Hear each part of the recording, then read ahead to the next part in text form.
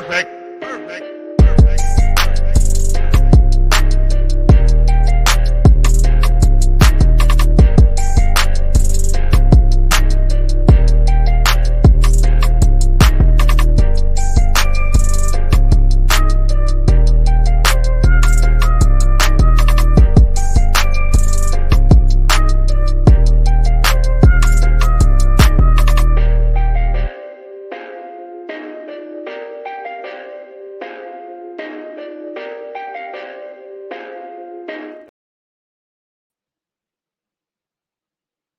All right, everybody, what's going on? And welcome to today's edition of SWAC Talk. This is the show we cover the SWAC inside and out, and I'm your tour guide around the SWAC Seawells coming at you. And today is week 9 preview, man. We are heading into the home stretch, starting those separation Saturdays, as I like to call them, where we start to weed out some teams. You know, the races start to tighten up. Some races are going to be solved. One race will probably be a step closer to being clinched with a win from FAMU. The West still wide open. This is the first of 2 weeks back to back of 6 conference games, all 12 conference teams in action in conference play. Back to back weeks this week and next week. So if you like full crazy wacky swaction, then you got it this week and next week for sure. As usual, you can check out the socials. They're on the screen down below. Facebook is SWAC Talk, Instagram SWAC Talk, Twitter SWAC Talk 76. Hit those up. Check out the weekly schedule. Tomorrow, live 6 p.m. Central, 7 p.m. Eastern is SWAC Smoke. Sunday is our week 9 recap. Tuesday is our HBCU top 10 heading into week 10. And Wednesday is our week 10 preview. So we have a full slate of stuff coming at you. Don't forget to subscribe to the channel. If you haven't done so already, we've crossed over the 1,100 mark, and we're going to continue to climb. Like the video, share it, comment your thoughts on week 9. You know, who you think going to win these games, who you think going to have a breakout game, you know, and anything in between. You can also hit that join button to become a member. And if you'd like to just support the show and not become a member of the channel, then you can donate at the Cash App, $SWAC Talk. Anything will be appreciated. So let's go ahead and jump into this, man. Like I said, we got a full slate of games, 6 games on the schedule, all conference games, no non-conference games to be seen.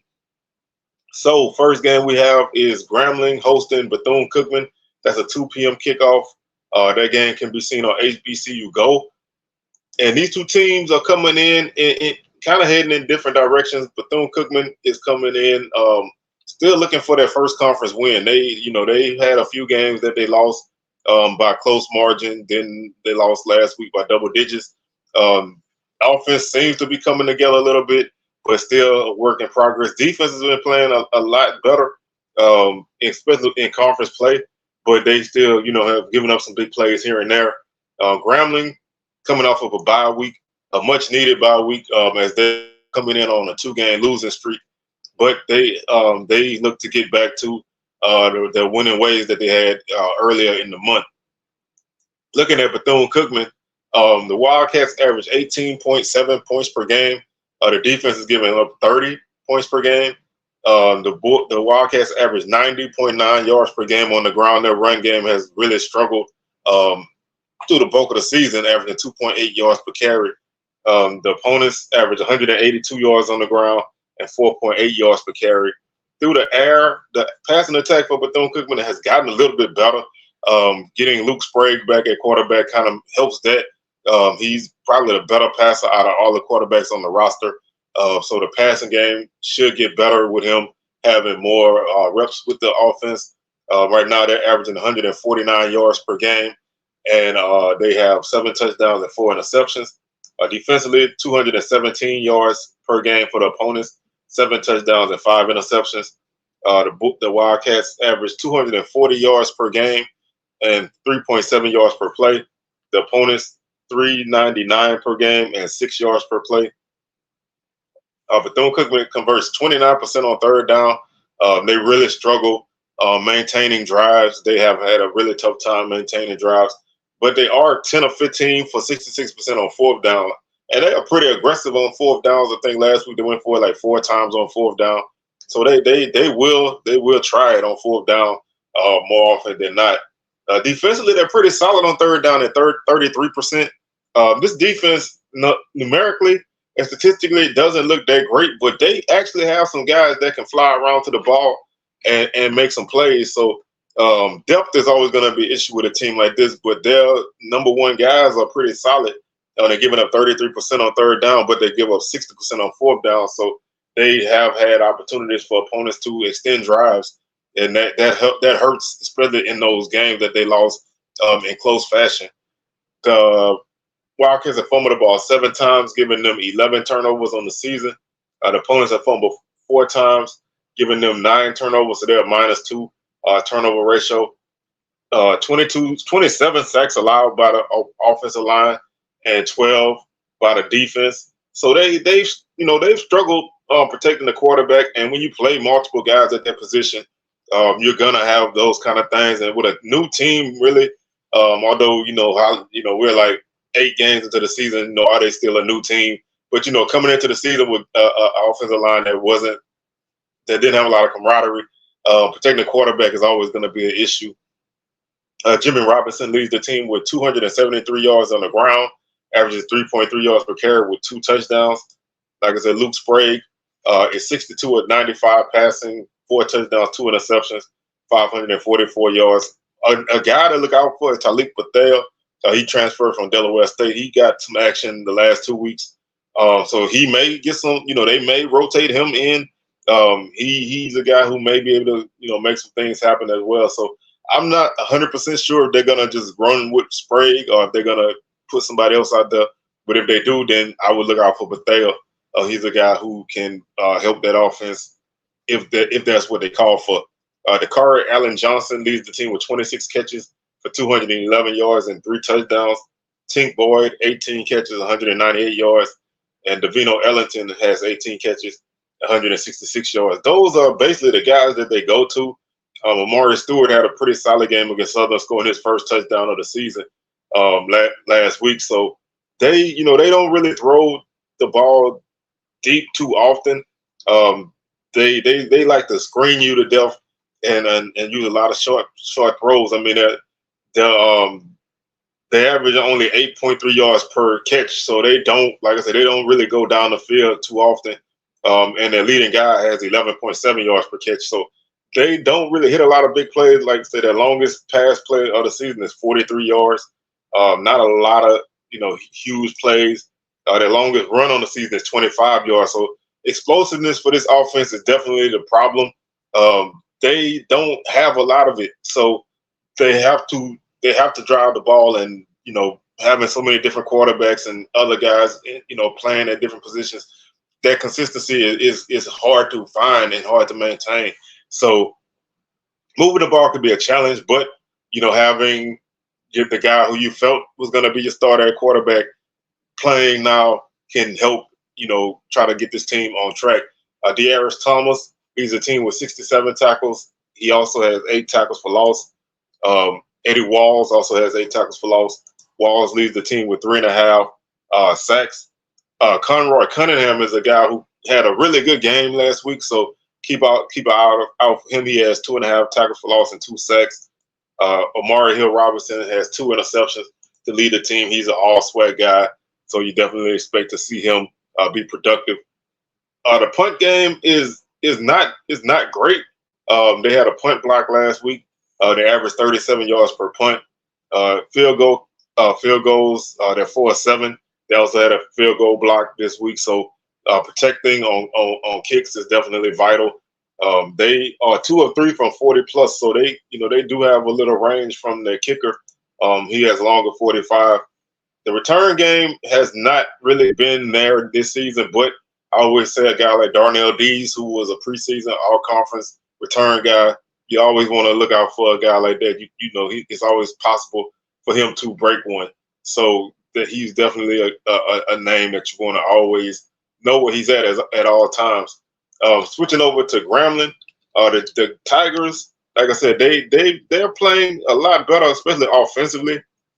They seem to have found some things that work. They got a really solid running game, and the passing game has been really good as well. Defensively, they've been up and down, but they've had their moments where they've looked really good. Gramblin's averaging 31 points per game, so scoring points is not a problem for them. But defensively, they give up 34 points a game, so they are more than capable of giving up a lot of points. And they gave up 45 to Alabama A&M in their last outing. So you're definitely kind of holding your breath when the defense is out there. But they average 159 yards per game on the ground, 4.5 yards per carry. They are passing for 228 yards per game, 12 touchdowns, 5 interceptions. Total offense, 387 yards per game, 5.7 yards per play. The opponents average 208 yards on the ground and 5.1 yards per carry. 206 through the air for the opponents, 15 touchdowns, 7 interceptions. 414 total offense for the opponents, 6.2 yards per play. Gramblin's converting 40% on third down as an offense and 60% on fourth down. So they move the ball really well. Like last season, one of the issues Grambling had was consistency moving the ball. They were a boom or bust type of team. They either hit big plays or they didn't do anything at all. This season, they're able to move the ball and converting on third downs, converting on fourth downs. That helps a lot. Defensively, they do give up a lot of conversions. They give up 43% on third down and 57% on fourth down. So getting off the field as a defense has kind of been an issue. The opponents have turned the ball over 5 times on fumbles and 7 times on interceptions, giving them 12 turnovers. Grambling has 4 fumbles and 5 interceptions, giving them 9 turnovers. So they are +3 in the turnover margin. The defense has 14 sacks as a unit, and they've only given up 5 sacks. So protecting the quarterback has been very good for this team, and that helps your offense continue to move forward. You know, you're not having to make up that lost yardage. You know, you're not having to worry about your quarterback getting off a rhythm and getting behind the chain. So their offensive line has played a lot better this season. They were a young unit last year, but they seem to be growing up, and they're doing a really good job of protecting the quarterback. Chance Williams leads the team with 518 yards on the ground, averaging 5.8 yards per carry and 4 touchdowns. Floyd Chalk, 369 yards, 4.4 yards per carry and 6 touchdowns. Miles Crawley is 128 of 217 on the season, 12 touchdowns, 5 interceptions with 1,583 yards. He's had a really, really good season, and he's helped his offense kind of jump to another level.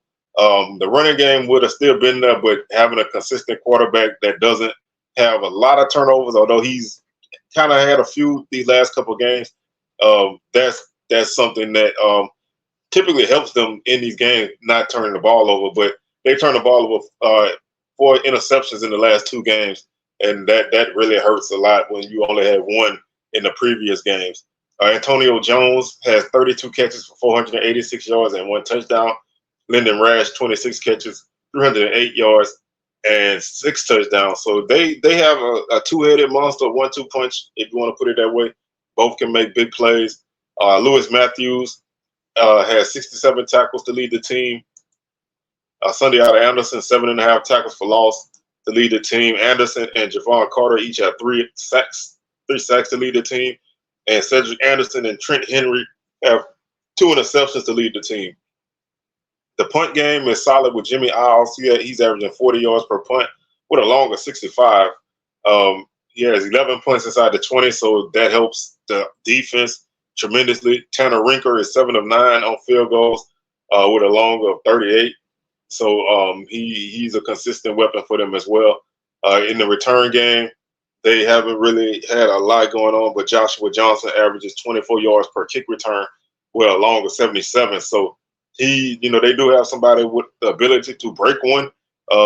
Like I said, we haven't really had a lot of returns in anybody's games this season. So sooner or later, it's going to happen. And Grambling has some guys that can get that job done. This is one of those games that I feel like one team controls this whole game. How Grambling plays defensively is going to probably be the key. Their offense should be fine moving the ball, but Bethune-Cookman's defense is going to be aggressive, and they're going to be game. But I think Grambling's offense will be able to do what they want to do.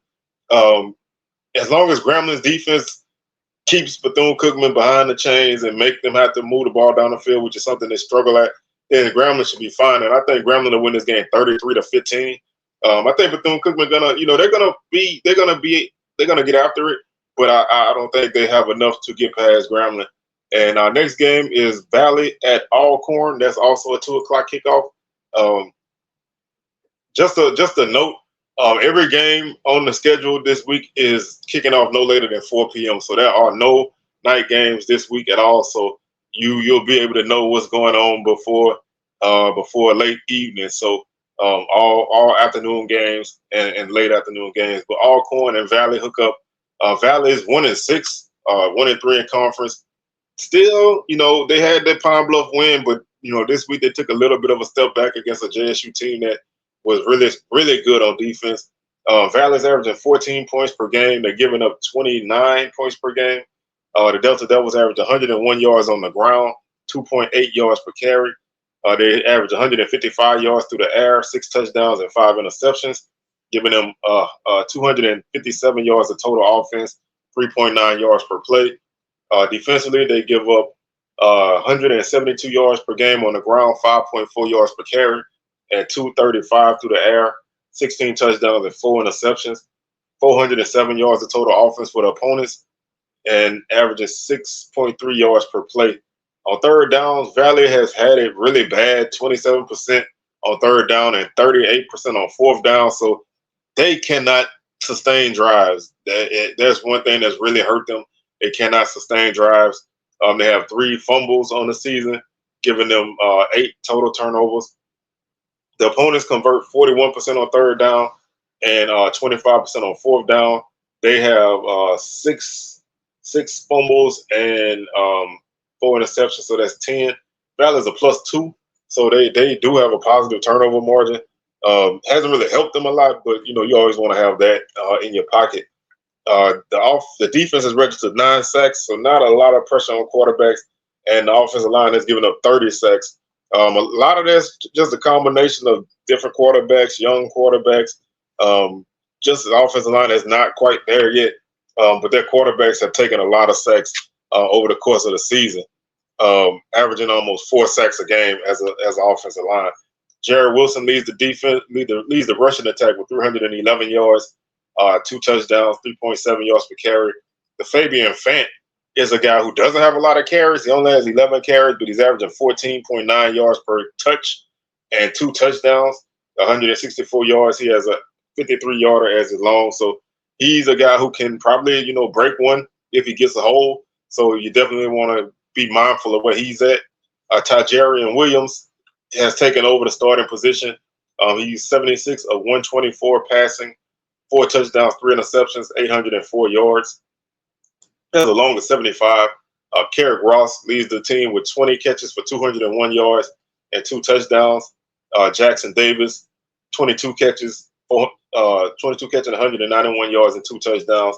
Also, Kobe Bates has 16 catches for 185 yards. Kobe Chambers has 14 for 125. And Malik Antoine has 10 for 113. So they have a few guys that they can spread the ball around to. They don't really, again, they're another team who don't really go too deep. In the past game, they like to kind of spread you out and dink and dunk you. But they have some guys who can make some plays in space, and they try to get them the ball. Jaron Fox leads the defense with 46 tackles. He also has 5 tackles for loss. Ryan Quinney has 5.5 tackles for loss to lead the team, and 5 sacks. Also leads the team. Chase Alexander has 2 sacks on the season. Omar Emons has 2 interceptions to lead the team. The punt game is averaging 34 yards per punt. They've had 1 punt block.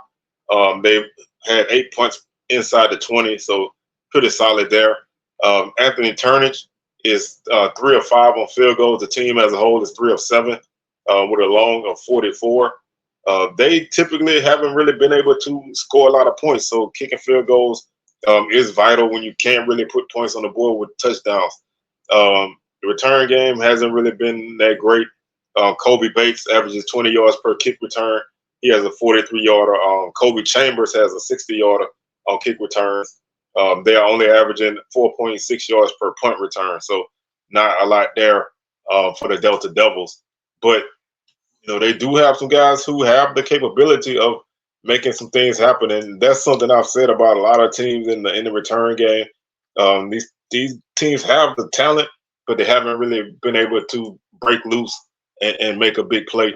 Alcorn is a team who's on the rise, man. They're playing a lot better as the season goes on. Last week they finally had a really solid running game to go with their passing game that's been solid for the last few weeks. And defensively, they're getting better and better every week, playing more like the Alcorn defense that we thought they would. Right now, the Braves average 20 points per game. They are running for 145 yards per game with 4.5 yards per carry.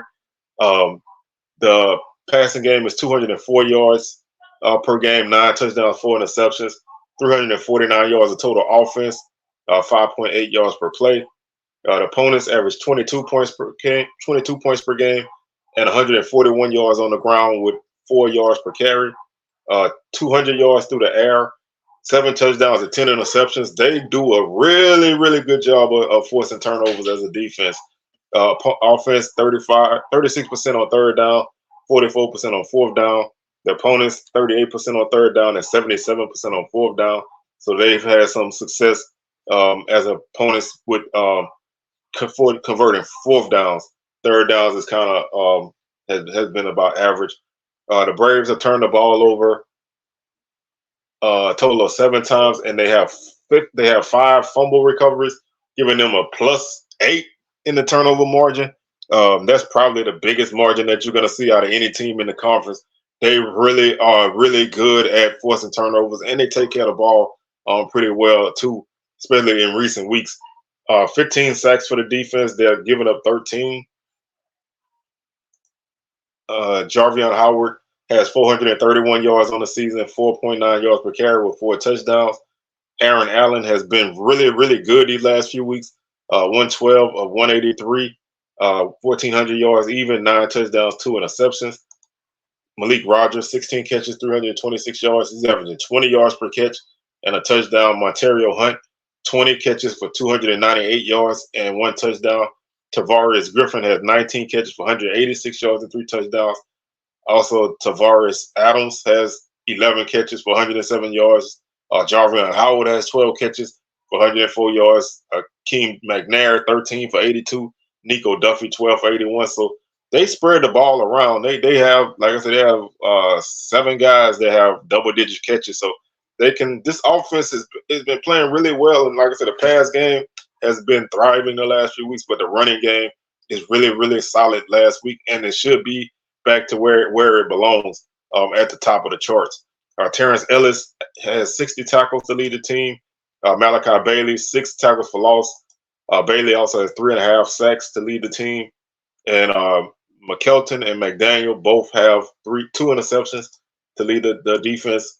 The punt game averages 36 yards per punt with 7 punts inside the 20. They do have 1 punt block.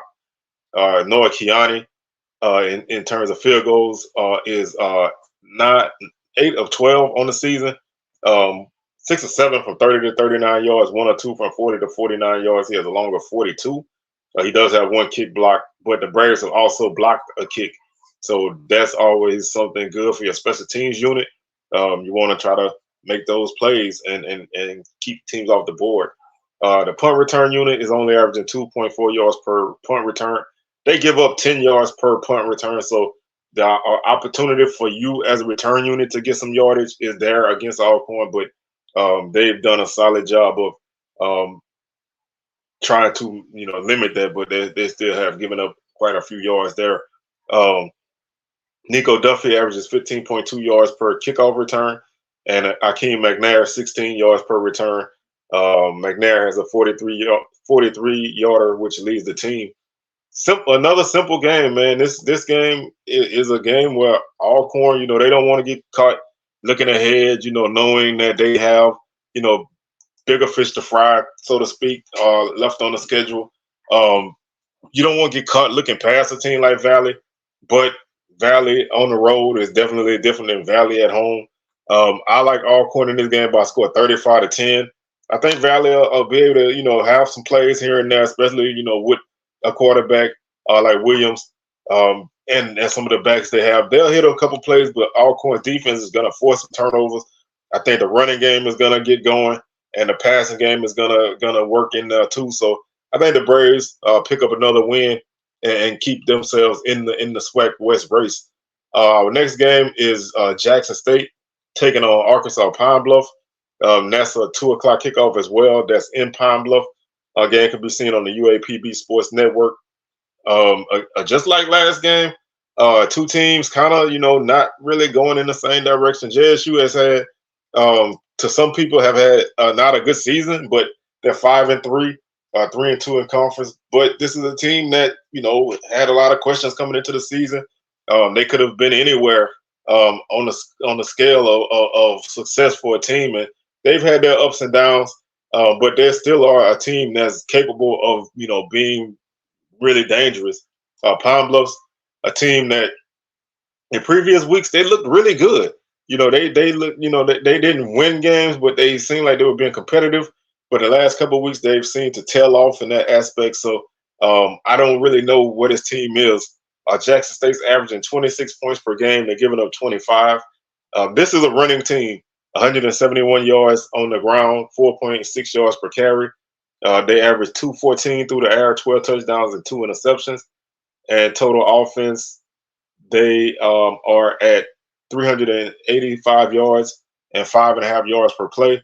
The opponents average 154 yards per game on the ground, 4.7 yards per carry, 190 through the air, 11 touchdowns and 13 interceptions.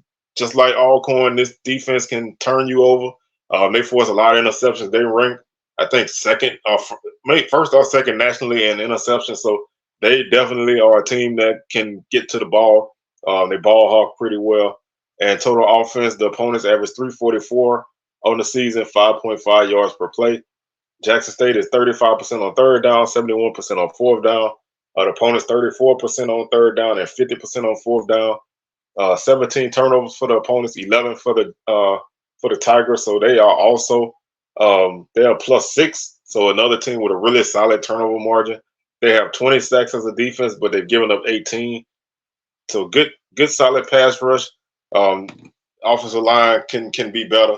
Herb Mulligan, who missed last week's game, he leads the team with 668 yards on the season, 5.6 yards per carry, and 5 touchdowns. Miller, 212 yards on the season, 1 touchdown. He averages 6.6 yards per carry. If Mulligan's not 100%, I really don't think you play him in this game because you don't really you got other backs that can carry the ball against a Pine Bluff defense. So if he's healthy enough to play, then I think you play him. If not, then I think you just you let him rest one more week and then you get him back out there if possible. Jason Brown leads the team with 196 completions. 125 completions, 196 attempts, 1,357 yards. Jacoby and Morgan took over last week and got the start. So we'll see if he maintains that position. He's 21 of 37 for 135 yards with 1 touchdown and no interceptions. Right now, Rico Powers leads the team with 25 catches, 385 yards and 2 touchdowns. Fabian McCray, 22 for 298 and a touchdown. And also Duke Miller, 26 for 222 and no touchdowns. Isaac Peppers leads the defense with 47 tackles. He also has 7.5 tackles for loss to lead the team and 3.5 sacks to lead the team. Philip Webb has 3 sacks as well, along with Antonio Doro. They both have 3 sacks. Interceptions, they have multiple guys with 2 interceptions. So they, like I said, they do a really good job of forcing turnovers. And if you put the ball up where it don't need to be, they're gonna take it away from you. Right now, Jackson State's averaging 36 yards per punt. They've had some real ups and downs with their special teams unit this season, but Dylan Watson has taken over a lot of those duties. He's 3 of 4 on the season with a long of 46. The team as a whole is 7 of 10 on the season with a long of 46. 3 of 5 from 30 to 35 yards. From 3 of 5 from 40 to 49 yards. Right now, Seven McGee averages 16 yards per punt return, 3 for 50. He has a long of 25. Rico Powers averages 18 yards per kickoff return Isaiah Spencer is at 33. He has 3 for 101. JSU's longest return on the season is 37. Pine Bluff, like I said, they are such an up and down type of team, man. Honestly, we don't really know what his team is. Coach Hampton's, he's working hard with these guys, but they they've really struggled in recent weeks. So you want to kind of see them come out and compete, and try to get back to where they were earlier in the season, as far as being competitive in games and being a tough out, so to speak. But it's been rough the last few weeks. They've gotten beat by double figures in pretty much their last 3 games, and that's always a tough task to kind of keep guys on track when things are going wrong. Right now, the offense is averaging 12 points per game. They've only scored 90 points on the season. They're giving up 31 points per game. They average 131 yards on the ground, 3.6 yards per carry, 176 through the air, 9 touchdowns, 4 interceptions, 308 yards of total offense, 4.8 yards per play. The opponents average 205 on the ground. So if you're a team like JSU that can run the ball, you definitely want to run it this week. It's going to be there for you. They're giving up 5 yards per carry, but they also give up 254 through the air. So you can kind of pick your poison against this defense, giving up 14 touchdowns and 3 interceptions. Total offense, 460 for the opponents, 6.9 yards per play. 29% on third down for the Golden Lions, 38% on fourth down. They have not been able to drive the ball down the field. So if you're a defense, that's what you want to make them do. You want to make them have to march down the field. They haven't been able to do it. They only have they have 8 fumbles on the season, giving them a total of 12 turnovers. The opponents have seven fumbles with 3 interceptions, giving them 10 takeaways. So they are -2. The opponents convert 40% on third down and only 11% on fourth down. So their fourth down defense has been really, really solid. Defensively, they have 14 sacks on the season, and they've given up 26 again, just like Bethune-Cookman, just like Valley. These teams are being turned over, so their offensive lines are not where they want to be, and they also have played multiple quarterbacks, and a lot of that leads to sometimes quarterbacks take sacks they shouldn't. Sometimes it's the protections. So that's just a recipe for a lot of sacks. Jonas Davis leads the team with 337 yards, averages 5 yards per carry and 1 touchdown. Kirsten Rogers, 164 on the ground, 8.6 yards per carry. BJ Curry, 162 yards on the ground, 5.8 yards per carry and 1 touchdown. Quarterback has been a crapshoot, man. They've played like three quarterbacks as actual quarterbacks. Jalen Macon is 61 of 92 for 634 yards, 4 touchdowns, 1 interception. Chancellor Edwards, who started the last 2 games, despite not having played any before that, he's 28 of 48 for 293 yards with 3 touchdowns and 1 interception. And Mekhi Higgins is 24 of 50 for 279 yards, 2 touchdowns, and 2 interceptions. Kenji Lewis leads the team with 22 catches for 316 yards, averages 14 yards per catch and 2 touchdowns. Maurice Lloyd has 15 catches for 167 yards. Rico Dozier leads the defense with 83 tackles. Khalil Arnold has 7 tackles for loss, and Arnold also has 4 sacks to lead the defense. And they have 3 interceptions, all by 3 different guys. Special teams, the punt game averages 39 yards per punt. They have 14 kicks inside the 20, so they've been pretty solid with giving opponents bad field position, but the defense has allowed the opponents to move the ball down the field. They're 2 of 7 on field goals. That's definitely something that's not good. They are their long is 25, so they have not really been able to convert anything in that aspect, and that's another reason why they don't really score very often. They miss a lot of field goals. They average 2.3 yards per punt return, have a long of 12. Their longest kickoff return is 34 yards by Maurice Lloyd. He has 14 returns for 333 yards, 23-yard average. JSU, like I said, depending on, availability of Mulligan, who plays at quarterback, that's probably going to dictate how this team looks. They're going to win this game because Pine Bluff has not played well in recent weeks. I like JSU by a score 29-9. That's a crazy score, but I think it's going to be one of those type of games. JSU going to be able to run the ball however they like. They'll be able to get some pass plays as well, and the defense should be able to hold Pine Bluff to a couple field goals or a touchdown and a field goal, touchdown, missed 2-point, missed conversion, missed extra point, a field goal, or touchdown to safety, whatever. They'll be able to get those points there and make some things happen for them as they close out their stretch run. Our next game is homecoming in Tallahassee. The Rattlers take on the Prairie View Panthers. I think that's a 3:00 kickoff Central Time, 4 p.m. Eastern Time. ESPNU broadcast. So definitely, probably one of the games to watch. Like I said, 4:00 Eastern, 3 p.m. Central. ESPNU. FAMU has played. They have yet to play a complete game. However you want to look at it offensively, they have yet to play a solid 4 quarters of football. Defensively, they've been there all season. And they've had that formula, I call that FAMU formula, kind of slow start, catch fire in the third quarter, and then, win it going away. Prairie View's been a team that tough to figure out. They've scored points in some games, and then in some games they just have not looked good. And defensively, they've struggled in all aspects, and it just hasn't come together for them. They're averaging 18 points per game, giving up 35, 156 yards rushing per game, and 4 yards per carry, which is a surprise for a unit that ran the ball for over 200 yards last season and returned a lot of those guys. And a lot of those guys on the O-line, it just hasn't really been there this season. 190 yards through the air, only 5 touchdowns and 5 interceptions.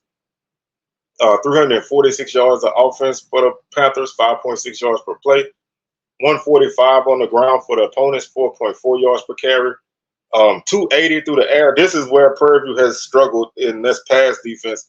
280 yards through the air, 20 touchdowns and 6 interceptions. 425 yards of offense for the opponents, 6.5 yards per play. They 37% on third down, 14% on fourth down. The opponents 39% on third down and 75% on fourth down. Prairie View has 5 interceptions and 4 fumbles, giving them 9 turnovers. The opponents have 6 interceptions and 2 fumbles. So they are -1 in turnover ratio. The defense only has 10 sacks. They've given up 19 on the season. Like I said, I thought the offensive line would play a lot better this year. They haven't really gotten it together. Ahmad Antoine leads the team with 376 yards on the season, 5.1 yard per carry and 2 touchdowns. Trezon Connolly, 85 of 149, 5 touchdowns, 5 interceptions, 1,281 yards. And Brian Jenkins leads the team with 15 catches for 299 yards, averages 19 yards per catch. Trajan Spiller, 16 for 270, 16 yards per catch. Jaquan Bloomfield, 10 for 228, 22-yard average and 1 touchdown. Keyshawn Johnson leads the defense with 52 tackles. Jamal Marshall, 6.5 tackles for loss.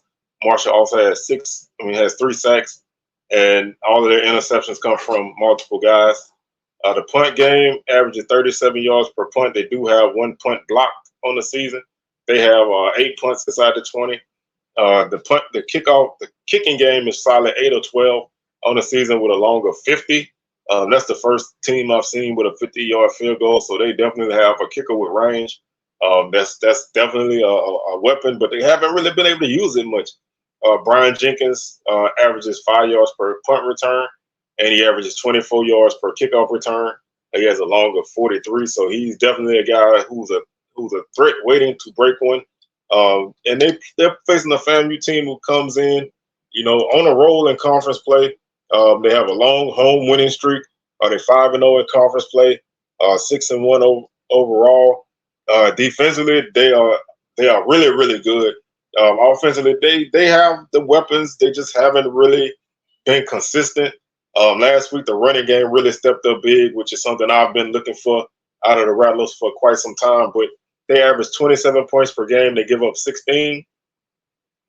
They average 128 yards per game on the ground, 4.4 yards per carry, 257 through the air, 14 touchdowns, 7 interceptions, 386 total offense per game, 5.9 yards per play.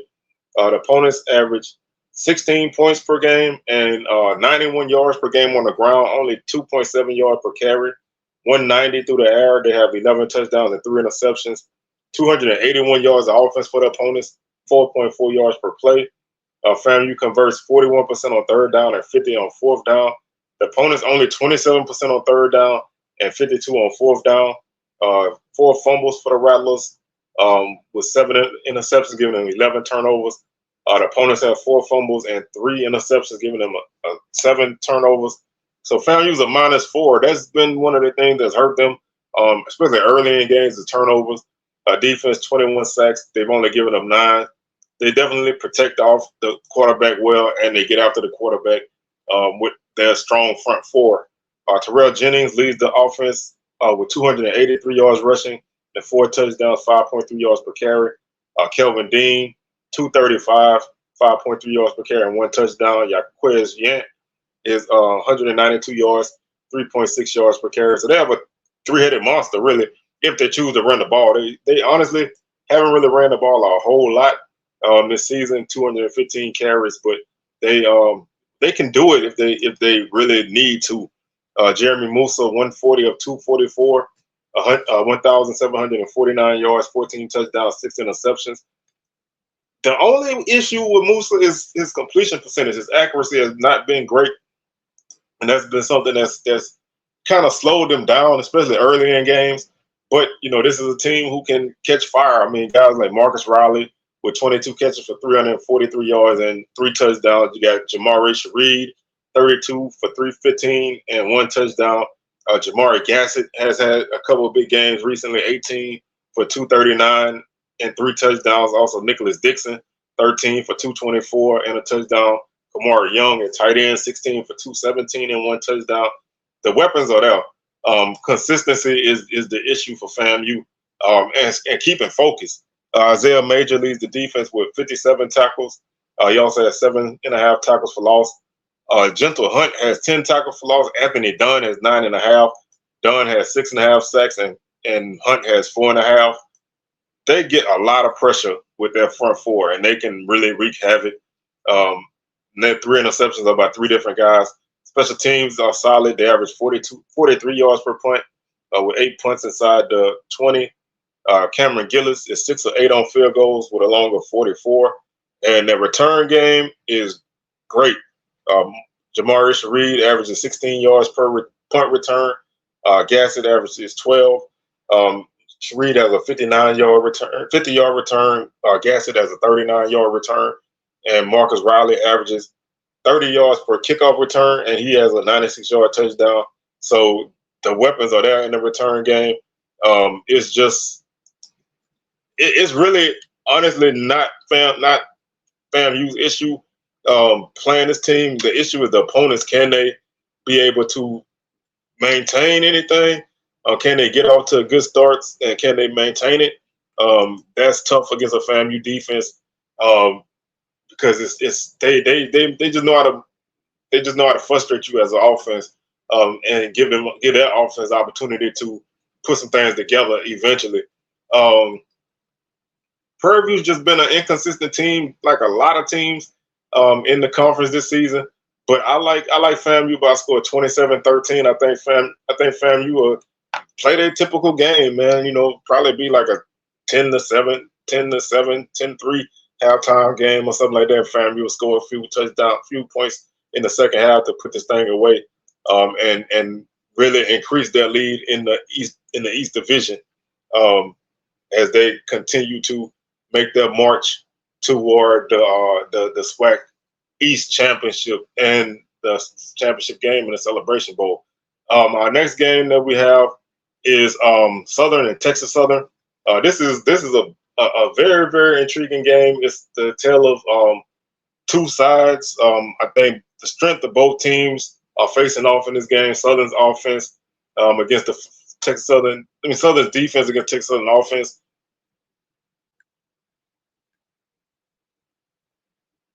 Y'all having technical difficulties. Y'all, please excuse me.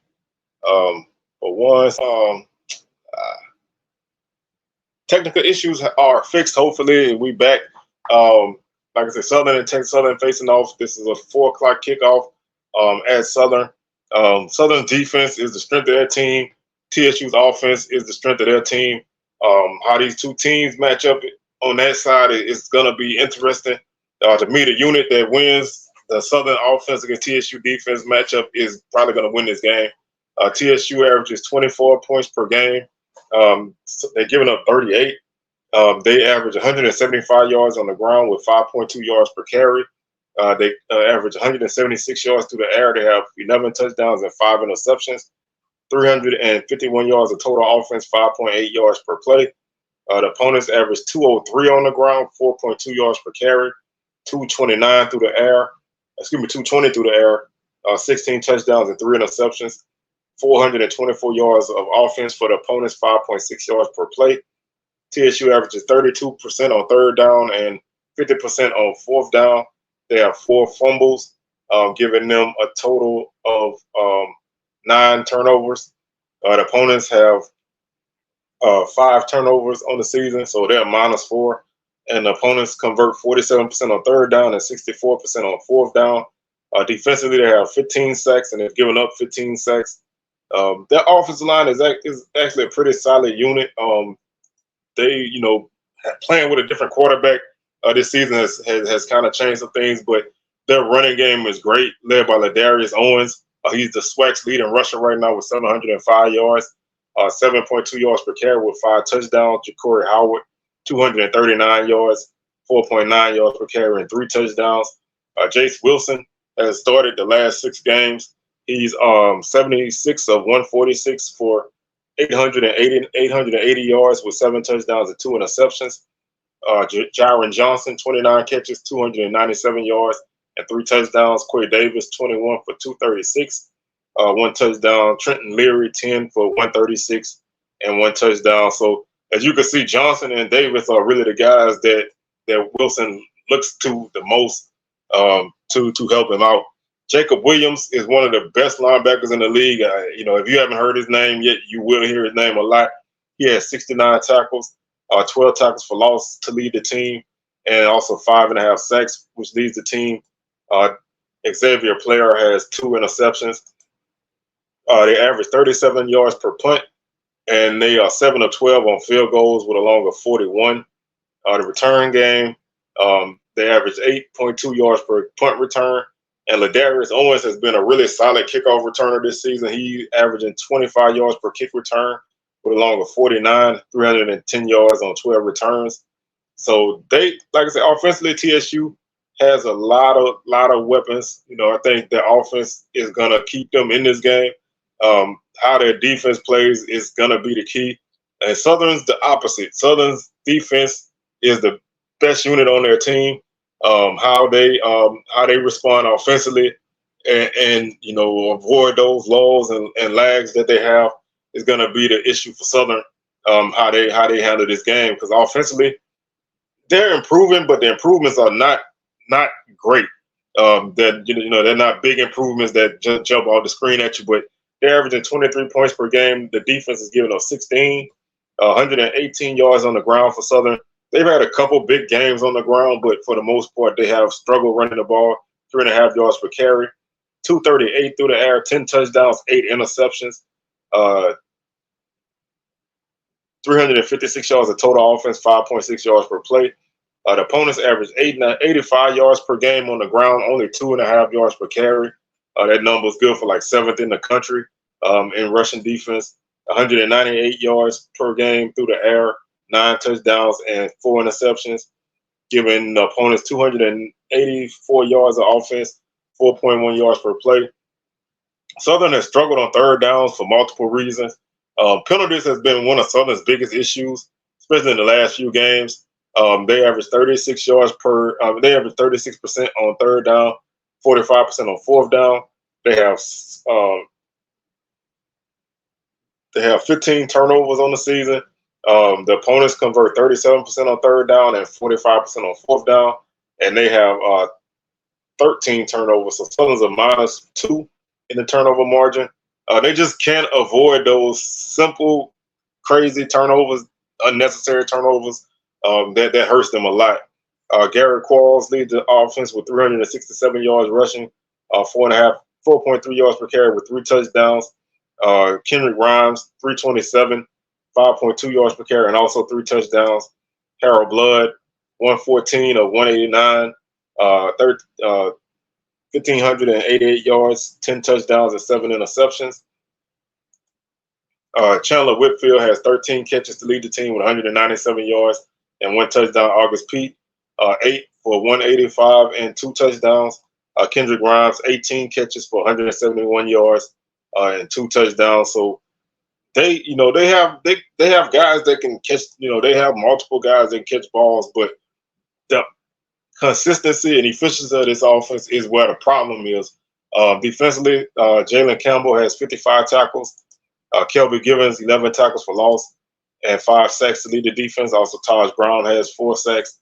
Jordan Carter leads the defense with 2 interceptions. Southern averages 42 yards per punt, and they are 6 of 8 on field goals with a long of 42. They have blocked a field goal and they blocked the field goal, blocked the punt, and they have had 1 field goal blocked. The return game, Whitfield averages 19 yards per punt return, with a long of 43, and Jalen Howard leads the team with 35-yard average on kickoff returns with a 90-yard touchdown. Again, the one thing about pretty much all the games this week, probably other than our game of the week, these are easy games to kind of predict and at least guess at. This game, whoever wins the Southern offense against TSU defense battle, I think is going to win this game. I trust Southern defensively to get enough stops in this game. I just don't know if the offense is going to be able to do the job. So I think Southern may get a defensive touchdown or a special teams touchdown in this game and win 28-22. I think TSU going to give Southern everything they want. They're going to come in and they're going to, really attack Southern. But I think Southern has been able to weather those storms, especially defensively. Offense has to start to find some kind of consistency somewhere. That has to happen. You can't continue to be up and down like that. Our final game, which is the game of the week, is the Magic City Classic. That's a 2:30 kickoff on ESPN Plus in Birmingham. You have Alabama State taking on Alabama A&M. And this is a big game. No matter how you slice it, this is a big game. The Bulldogs come in this game averaging 34 points per game. They can score a lot of points. They're giving up 25 points per game. They average 166 yards per game on the ground, 4.7 yards per carry, 225 through the air, 14 touchdowns, 7 interceptions, 393 yards of offense, 5.8 yards per play. Defensively, they give up 131 yards per game on the ground, 3.8 yards per carry, 215 through the air, 12 touchdowns, and 8 interceptions, giving them a total of 346 yards of offense for the opponents, 5.4 yards per play. They convert 48% on third down and 33% on fourth down. They fumble the ball 7 times to go with those 7 interceptions, giving them 14 turnovers. The opponents, 35% on third down, 18% on fourth down. They have 6 fumbles to go with their 8 interceptions. So they are even 14-14 in the turnover ratio. They have 15 sacks as a defense, and they've only given up 8. So they've protected the quarterback extremely well. The running game, depending on who's at quarterback, that dictates how this team really plays. Donovan Eaglin has 427 yards rushing and 4 touchdowns, averages 5.3 yards per carry. Ryan Morrow, 375, 5.6 yards per carry and 5 touchdowns.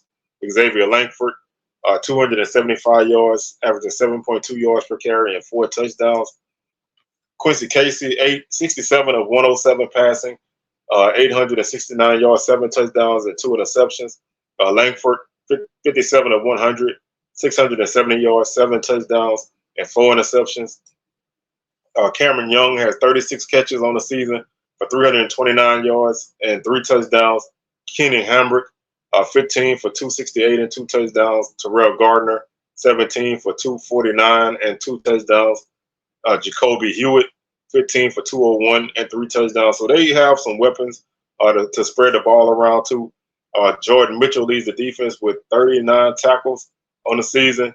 Zarion Hayes has 10 tackles for loss, and he also has 3.5 sacks to lead the defense. Jordan Mitchell has 3. Amari Pate has 3 interceptions, and Caleb Dawson has 2.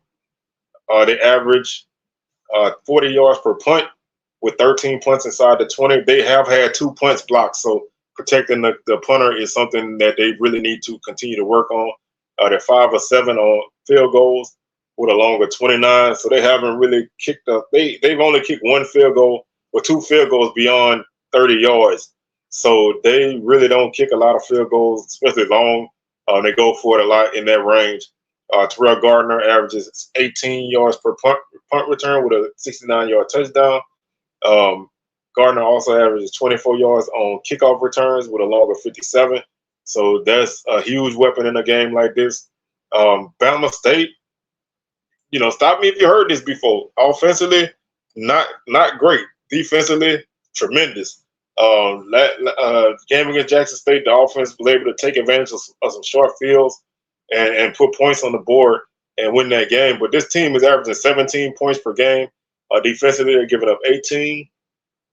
They average 121 yards on the ground, 3.6 yards per carry, 178 through the air, 6 touchdowns, 7 interceptions, giving them a total of 299 yards of offense and 5.2 yards per play. Defensively, the opponents average 105 yards on the ground, 3.2 yards per carry, 216 through the air, 7 touchdowns and 4 interceptions, 321 yards of offense for the opponents, 4.8 yards per play. You give up almost less than 325 yards per game on defense. You really should be winning more games, but the offense averaging less than 300 is the key there. They convert 29% on third down, 46% on fourth down. The opponents 34 on third down and 83 on fourth down. They have 10 turnovers, 3 fumbles, 7 interceptions. The opponents have 7 turnovers in terms of fumbles and 4 interceptions. So they are +1 in the turnover margin. Defensively, they have 16 sacks. They've given up 9. The run game is led by Juwan Howell with 250 yards, 4.1 yards per carry. Davis, 200 yards on the ground, 4.8 yards per carry. Marcus Harris, 147 yards and 4 yards per carry with 3 touchdowns. Passing-wise, Damon Stewart has 49 or 85, 648 yards, 2 touchdowns, 4 interceptions. Davis, 42 or 61, 413 yards, 3 touchdowns, 3 interceptions. Keyshawn Johnson is by and large the leading receiver, 35 catches, 471 yards, and 3 touchdowns. Isaiah Scott's the only other guy with double-digit catches with 11 for 160 and 1 touchdown. Bubba Adams leads the defense with 74 tackles. He also has 9.5 tackles for loss to lead the defense. Traquan Thomas has 5 sacks to lead the defense. And they have 4 interceptions by 4 different guys. They average 36 yards per punt with 11 inside the 20. The kicking game, in terms of field goal kicking, has really been bad. They're 5 or 10 on the season. Their long is 29. So outside of 35, 40 yards, they're dicey in the kicking game. They're 0 for 4 from 30 plus. So you really don't want to have to count on field goals if you're Bama State. You want to try to score touchdowns if you're going to get points. Robert McMahon averages 12 yards per punt return with a longer 31. Eric Horn averages 19 yards per kickoff return with a longer 59. McMahon 18.7 yards per kickoff return with a longer 27. Magic City Classic is always the craziest game that you can ever see. You never know what you're going to get in this game, and both teams need this win if they want to finish second or third. So this is a knockdown, drag-out game. A&M still has that slim chance of catching FAMU. I don't see it, but they still have a mathematical chance. So they definitely cannot afford to lose. I just don't know what Bama State is offensively, man. They still eat. Almost every team has had a really good offensive game to some degree this season, but them. And I don't know if it's this week either, but I think A&M wins this game 22-18. I think the Hornets just have to find some kind of way to get some offense going. This could be the game because there was a game a few years ago that was like a 45-44, 45-41 triple overtime game. So you never know in this kind of game what's going to happen. But that's going to do it for today's show. We'll be back on Thursday with SWAC Smoke, 6 p.m. Central, 7 p.m. Eastern, live, and our week 9 recap on Sunday. So with that being said, I'm your tour guide around the SWAC, Sewell, signing off, and we'll catch y'all on the rebound. Peace.